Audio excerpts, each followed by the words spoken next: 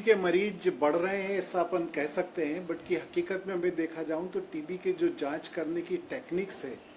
वो ज़्यादा बढ़ रही है, जिसके कारण से टीबी के रोग भी निकल के आ रहे हैं। पहले हम जिसको 2 सप्ताह की खांसी होती थी उसकी जांच कराते थे,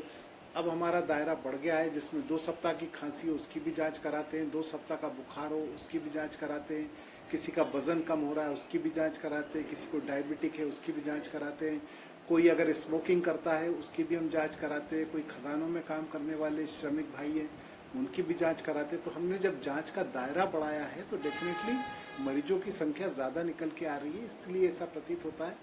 कि टीबी के मरीज बढ़ रहे हैं। देखा जाए तो टीबी के मरीज तो जितने थे हम कहीं ना कहीं किसी कारण से उन तक पहुंच नहीं पा रहे थे।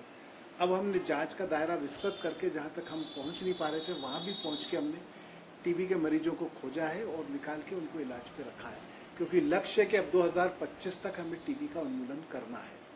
लक्षण की जहाँ तक मैं बात करूँ तो मैंने बताया कि पहले 2 सप्ताह की खांसी थी, अब अगर खांसी के साथ बुखार है